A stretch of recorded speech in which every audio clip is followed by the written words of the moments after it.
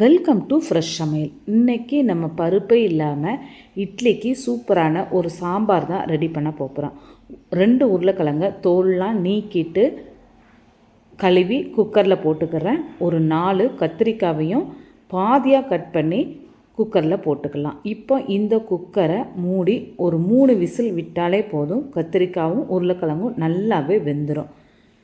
சூடு போன பிறகு ஓப்பன் பண்ணி பார்த்தோன்னா கத்திரிக்காவோட தோல் எல்லாம் தனியாக கலந்து வந்த மாதிரி இருக்கும்.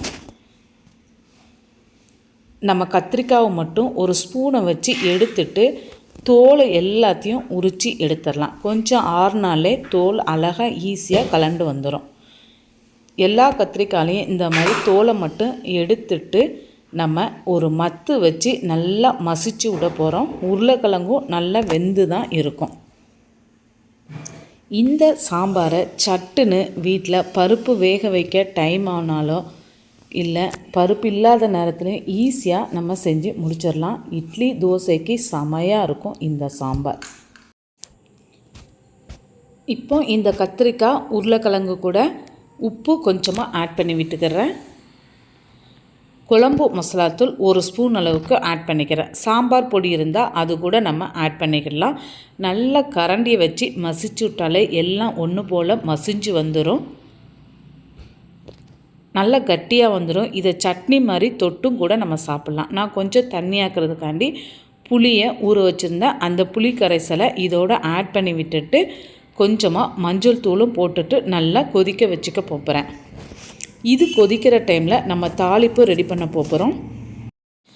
எப்போவுமே சாம்பார்லாம் வைக்கும் போது அந்த தாளிப்பை நம்ம மணக்க தாளித்து உள்ளே ஆட் பண்ணால் டேஸ்ட்டு கொஞ்சம் கூடுதலாகவே இருக்கும். தேங்காய் எண்ணெய் ஆட் பண்ணி விட்டுக்கிறேன் ஒரு 3 ஸ்பூன் அளவுக்கு. இது கூட நம்ம எண்ணெய் கொஞ்சம் சூடு ஏறி வந்த பிறகு கடுகு, வத்தல், கருவேப்பிலை, சின்ன வெங்காயம் இதெல்லாம் போட்டு நல்லா தாளிச்சுட போகிறோம். இரும்பு கடாய் சூடு ஏறின உடனே மலமலை நமக்கு தாளிப்பு ரெடி ஆயிரும். நல்லா கோல்டன் கலரில் மாறுற வரைக்கும் வெங்காயத்தை நல்லா வதக்கி விட்டுக்க போகிறோம். நல்லா தாளிப்பு மணக்க ரெடியான பிறகு இதில் இன்னும் கொஞ்சம் சின்ன வெங்காயத்தை கட் பண்ணி ஆட் பண்ணி கொஞ்சமாக வதங்கி வரட்டும். வதங்கி வந்த பிறகு நம்ம அப்படியே எடுத்து சாம்பாரில் இதை ஆட் பண்ணி விட்டுற போகிறோம். சாம்பார் ஒரு சைடு நல்லா கொதிச்சிட்ருக்கு. நம்ம தாளிப்பை இதில் ஆட் பண்ணோன்னே அதை அப்படியே சிம்மில் வச்சுட்டு ஒரு 2 செகண்ட் மட்டும் கொதிக்க வச்சு இறக்கிட்டனா போதும். சூப்பரான பருப்பே இல்லாத கத்திரிக்காய் உருளைக்கிழங்கு மட்டும் வச்சு செஞ்ச சாம்பார் ரெடி ஆகிட்டு நல்ல சுட ராகி இட்லியும் செஞ்சு வச்சுருக்கிறேன். பிரேக்ஃபாஸ்ட்டோடு சேர்த்து நம்ம லஞ்சுமே ரெடி பண்ணிட்டுனா இந்த சம்மர் டைமில் கிச்சனில் ரொம்ப நேரம் வேர்க்க நிற்க வேண்டியது இருக்காது. சாதம், அது கூட கீரை, வெண்டைக்காய் பொரியல் எல்லாம் வச்சுக்கிறேன். இந்த வெயில் காலத்துக்கு கீரைலாம் அடிக்கடி சாப்பிட்டுக்கிட்டனா உடலுக்கு ரொம்பவே குளிர்ச்சி. ஏதாவது ஒரு வகை கீரையை வாரத்தில் 3 நாளாவது கட்டாயமாக நம்ம எடுத்துக்கலாம்.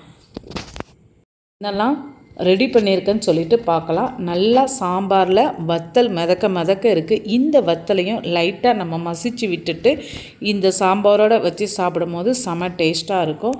சூடாக இட்லி ரெடி ஆகிட்டு இட்லியை சூட்டோடையே நம்ம எடுத்தோன்னா அந்த பாத்திரத்தில் ஒட்டிக்கிடும்.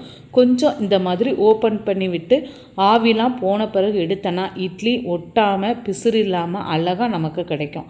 இப்போ இதில் கீரையும் ரெடி பண்ணி வச்சுருக்கிறேன். தண்டங்கீரை தான். நல்ல காரம் சாரமாக மிளகு அதிகமாக சேர்த்த நல்ல சுட ரசமும் ரெடி பண்ணியாச்சு. இது கூட வெண்டைக்காய் பொரியலும் ரெடி ஆயிடுச்சு.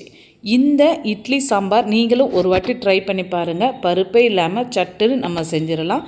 இந்த இட்லி சாம்பாருக்கு நல்லா வத்தல் புளி சேர்த்து சட்னி அரைச்சி சாப்பிடுங்க. செம டேஸ்ட்டாக இருக்கும். எங்களுடைய சேனல் உங்களுக்கு பிடிச்சிருந்துச்சுன்னா லைக் பண்ணுங்கள், ஷேர் பண்ணுங்கள், சப்ஸ்கிரைப் பண்ணுங்கள்.